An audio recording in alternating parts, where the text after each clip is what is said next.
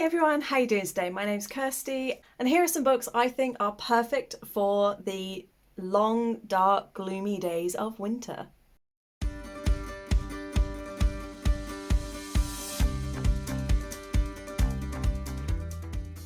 There is the obvious here, which are holiday romances and polar fantasies.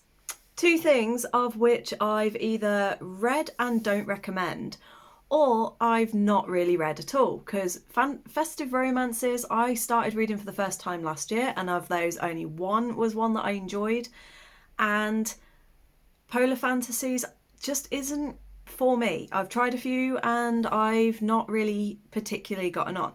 So I will start with those just to get them out of the way, because each one of those I do have one. Of course, it's the very bottom one.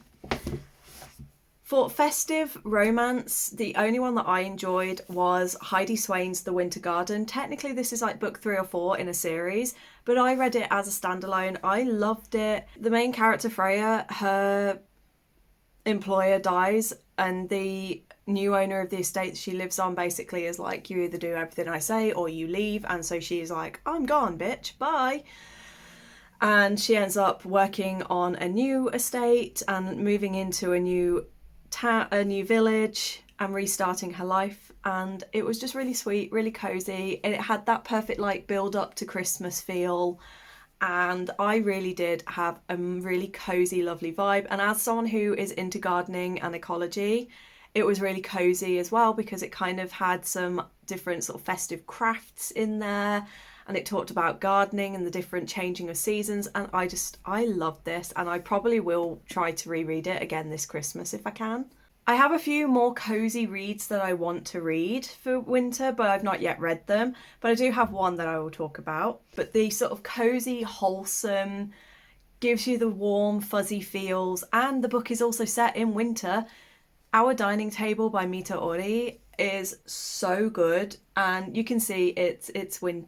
Can you see? Because the sun that is, if I move over it, it is blinding.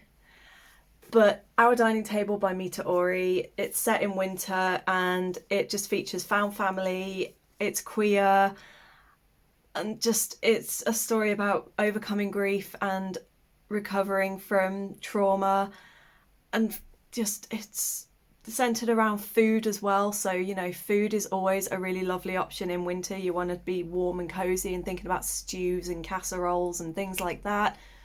This one has it all, and I loved it. And then for Polar Fantasy, the only one I could really think of that I've read and enjoyed was The Bear and the Nightingale.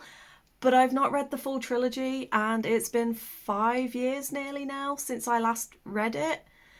But I do remember I enjoyed it, so I'm going to include it on this list. I just know it's based off Russian folk tales or folklore, and I remember it being set in winter and in the cold. So if you're looking for books that are wintry and cold, give it a go. But I can't tell you anything about it. But there are other things within winter, and there are different themes that I feel are quite prevalent in winter and go really well with winter reading. Certainly in the northern hemisphere, because I am aware that I have quite a lot of followers here who are southern hemisphere. So you're going, what are you talking about? Winter is sunny and hot. No, it is dark, it is gloomy, it rains all the time, the predominant colour is grey. But with those themes in mind, I tend to stray towards one of 3 different vibes. I tend to go for really dark fantasies, and I tend to be more in a fantasy heavy mood in winter, but I also stray towards sort of darker fairy tale retellings in winter. I just feel they fit that kind of end of autumn with Halloween, and then coming into the dark, dreary days of January. I feel like dark fantasies work really well for that, and fantasy in general really works well for that. But also, I find that reflective books tend to be very good. Ones that pose a more philosophical question, ones that help you to plan your year, ones that like non-fiction tends to be a thing that I read more in winter, specifically ones with habits and things that I want to change. There's sort of philosophical books and ones that make you really think more about the world. So those are the 2 genres, like the sort of dark fantasy / fairy tale retellings, and the kind of more reflective, personal, deeper meaning books. They're the two that I'm going to sort of focus on in this one. It might also seem counterintuitive. Why would you read depressing, bringing down books that have really dark and gloomy themes when it's already kind of dark and gloomy? And my answer to that is, I'm already feeling depressed. Why not make it worse while I already feel like it? Why not embrace it instead of choosing these books on a day that I feel good and putting myself into a dark and down mood? It's a risk. It's kind of a roulette situation. Am I going to sort of embrace the down mood and work through it by reading, or am I going to make myself even worse and go off the deep end? We never know. But generally it does help, weirdly, to read books that reflect my mood at that time. And as I said, in winter I tend to be a bit more down and dreary. But I'm going to kickstart with the non-fiction and sort of like the books that pose philosophical questions or make you really think about the world or are quite reflective, because that's the one that I've got the least recommendations for. But I have 3 books in mind for this. The first is Under the Whispering Door by TJ Klune. This deals with grief and death. Again, Northern Hemisphere specific, but winter is when everything is cold and dead outside anyway. And I feel like this book fits in really well with that idea of things dying, but also gearing up to start again and ready to start the year anew. And this kind of has a new beginnings kind of story to it as well. And I don't know, I feel like this is a really good wintry book to choose. Another one, I personally didn't enjoy it. I know a lot of people love it, and I will accept it has got some fantastic philosophical quotes in there that do get you to think and reflect, and that is The Alchemist by Paulo Coelho. If you are looking for a short, easy to read on those winter nights, this is definitely one for you. Oh, it's 150 pages. It's short. And it just has some really good questions, and it poses some really good theories about what life actually is and what's worth putting the effort in. And I think I wrote in here like my takeaways. Yeah, always heed omens, trust your heart, don't interfere with another's dream or you'll never find your own. So if those are kind of things that you're looking for, and again, I feel like that fits the kind of end of year or beginning of year where sort of doing a bit of self-reflection, thinking on your goals, thinking about things you want to do, it could be worth reading this to get some ideas of the things not to do to help you focus on things to do. And then the final one is one that I was sent last year as a review copy, and that is A Year to Change Your Mind by Dr. Lucy Maddox. This goes through every single month of the year, looks at the different themes and what's going on.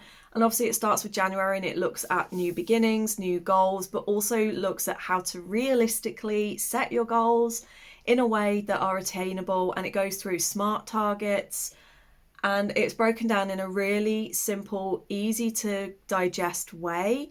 And I actually found that it really did help me focus on actually what do I want from my life. It has been giving me some really amazing insights and making me reflect on how I behave and react to certain things and how I want to change that. And then finally we have the fantasy and retellings side of things. We all know I am a fantasy girly at heart. We all know that it is my favourite thing in the world. I'm starting off with The Invisible Life of Addy Laroo. Honestly, it was beautiful. I loved how lyrical it was. I loved how detailed everything was. But I also feel that it has that kind of dark sort of vibe to it that goes really well with cold, wintry nights. And it was just a perfect book to read in December. There's The Legend Born by Tracy Dion if you're looking for something that's really hefty and heavy and really you can just dissolve into and just lose yourself for an entire week solid and forget the cold and grimness of outside. There's stuff with lore. It's got loads of like Welsh mythology. It's King Arthur. It just has so much going on. It has a really good set of like will they won't they's romances, and I just really love the series. So I think this one is a perfect one. Like I said, if you just want to forget what's going on outside and you want to pretend that the weather is not frightful, these are a great distraction. Another fantasy series, if you're not really into YA, but you're also not really into the big heavy duty fantasies, but is still also perfectly themed for winter, The Dark Shades of Magic or the Shades of Magic trilogy, as well as the new book, The Fragile Threads of Power. These to me just scream winter because we've got like Black London, which is this cold, dead, desolate place that is just, and anything that comes from Black London is just so desperate and hungry. And I'm like, that kind of reflects how I feel quite a lot of the time in winter, just dead and desolate. And I just feel like these are really good. And they, again, the ones that you can just fall into, lose yourself for a week or a month and come out of it the other side going, that was emotionally damaging, but now I'm ready to face the sunshine of spring. We also have Alice by Christina Henry, which we all know is one of my all-time favourite retellings, and it's very dark, very disturbed, has those sort of darker themes again, and I don't even know why it fits winter to me, it just does.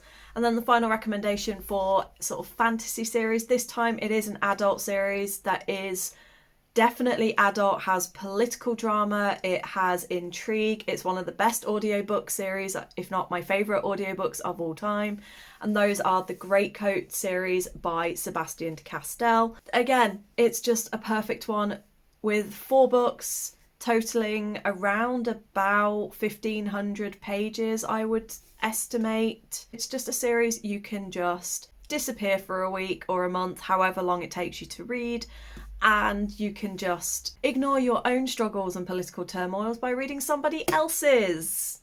Perfect, right? Those are some recommendations that I have for the winter months. Let me know in the comments if you have similar reading tastes in winter or if you read completely different books to me. Some people tend to read like really wholesome, cozy romances. I just find that I read romance more in summer.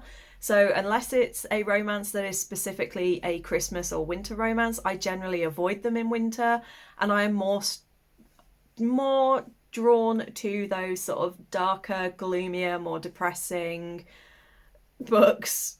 I mean, I am in general anyway, but especially in winter when my own mood is dropped, it's like, well, let's just revel in somebody else's misfortune, because they've got it worse than me, so yay. I feel slightly better about my life now. But yeah, let me know in the comments what your reading tastes are, and if you think about picking any of these up, also let me know. Hope you're all good, I hope you're staying safe. Until tomorrow, I will see you later. Bye.